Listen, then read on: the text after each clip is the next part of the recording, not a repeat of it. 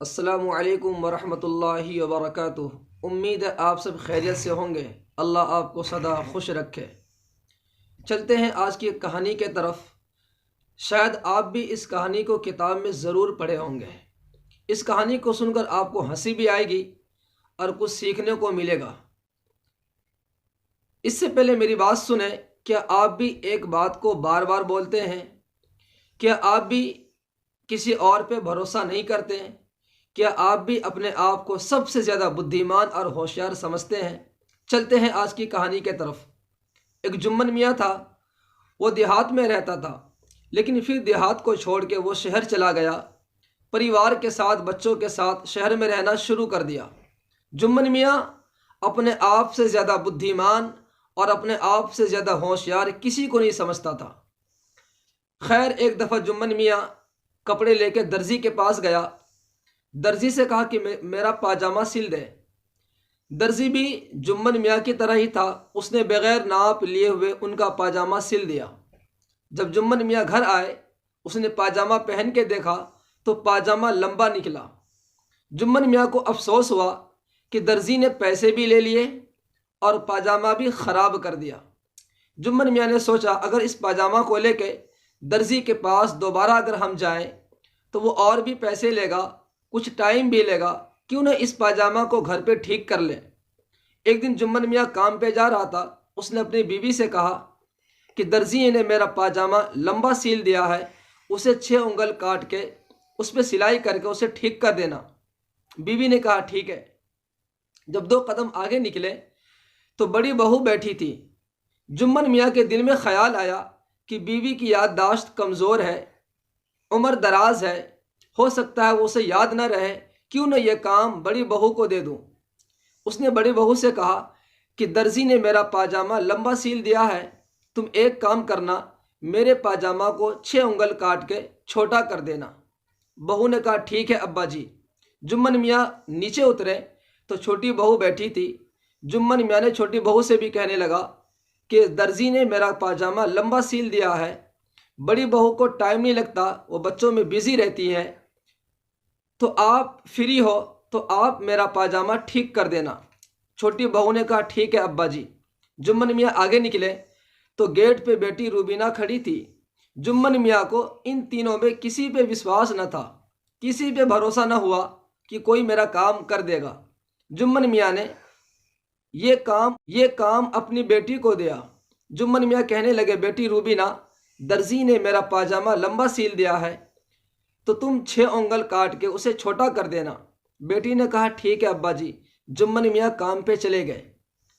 دوپہر کے وقت بیوی کو یاد آئی میاں جی کی بات، وہ بھاگ کے گئی، اس پاجامہ کو لے کے 6 انگل چھوٹا کر کے اس پاجامہ کو تہہ کر کے الماری میں رکھ دیا۔ 1 گھنٹے کے بعد بڑی بہو کو یاد آئی کہ سسر جی نے مجھے کام دیا تھا، بھاگ کے گئی اور وہ پاجامہ لے کے اپنے کمرے میں آئی، اس نے بھی 6 انگل کاٹ کے سلائی کر کے اسے تہہ کر کے الماری میں رکھ دیا۔ کچھ دیر کے بعد چھوٹی بہو کو یاد آئی کہ سسر جی نے مجھے کچھ کام دیا تھا، بھاگ کے گئی، اس نے بھی اس پاجامہ کو اٹھا کے اپنے کمرے میں لے کے آئی اور اس نے بھی 6 انگل کاٹ کے سلائی کر کے اس کو تہہ کر کے الماری میں رکھ دیا۔ دن چھپ جانے کے بعد بیٹی روبینہ کو بات یاد آئی کہ ابو جی نے پاجامہ ٹھیک کرنے کو کہا۔ وہ بھاگ کے گئی اور اس پاجامہ کو لے کے نیچے آئی، اس نے بھی 6 انگل کاٹ کے سلائی کرنی شروع کر دی۔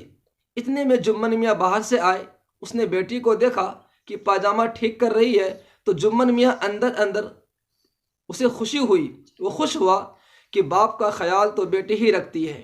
میں نے یہ کام بیوی کو بھی دیا تھا، بڑی بہو چھوٹی بہو کو بھی دیا تھا، لیکن یہ کام میری پیاری بیٹی روبینہ کر رہی ہے۔ خیر، بیٹی روبینہ نے وہ سل کے ابا جان کو وہ پاجامہ دے دیا۔ جمن میاں اس پاجامہ کو لے کے کمرے میں گئے کہ اسے پہن کے دیکھ لوں، اور اس پاجامہ کو اس وقت ہم پہنیں گے جب کہیں شادی یا کسی خوشی میں کہیں جائیں گے۔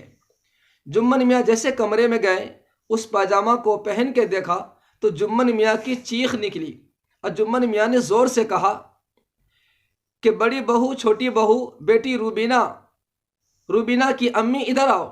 اب سب کے سب دوڑ کے آئی، سب نے دیکھا تو جمن میاں کا اسٹائل دار پاجامہ۔ جمن میاں نے غصے میں کہا کہ میں جمن میاں ہوں یا سرکس کا کوئی جوکر، ارے درزی نے جو کیا سو کیا، تم سب نے تو ستیہ ناش ہی کر دیا۔ اور جمن میاں کی جب نظر پڑی پاجامہ پہ، اس نے اور بھی چیخ لگائی اور بھی زور سے رونا شروع کر دیا۔ تو پڑوس کے لوگ، گلی محلے کے بچے بڑے سب کٹھے ہو گئے کہ جمن میاں کو کیا ہوا آج۔ جب سب کے سب آئے، ان کے قریب آئے، ان کو دیکھا تو جمن میاں کا اسٹائل دار پاجامہ کو دیکھ کے بچے کو خوب ہنسی آئی۔ بچوں نے اچھلنا شروع کر دیا، تالی بجانی شروع کر دی۔ یعنی ایسا ہوا جمن میاں کو جیسے کوئی جلے ہوئے پہ نمک چھڑک دے۔ جمن میاں تو جل ہی رہا تھا، لیکن بچوں نے اسے اور جلایا اور جمن میاں جل بھن کر رہ گیا۔ اور اس کے بعد سے جمن میاں ایک ہی بات کو بار بار بولنا اور ایک کام کو کئی آدمیوں کو دینے کی عادت چھوڑ دی۔ امید ہے کہ اس قصے کو سن کر، یعنی کہ اس کہانی کو سن کر آپ کو ہنسی بھی آئی ہوگی اور کچھ بات سمجھنے کو ملا ہوگا۔ آپ اگر ایک بات کو بار بار کہتے ہیں، اگر آپ بھی کسی اور پر بھروسہ نہیں کرتے، تو آپ بھی اس عادت سے باز آ جائے۔ کبھی ایسا نہ ہو کہ آپ کا بچہ یا آپ کی بہو کبھی ایسا نہ ہو کہ آپ کو بھی جمن میاں بنا دے۔ دوستو اگر ویڈیو اچھی لگی تو سبسکرائب، لائک، شیئر ضرور کریں۔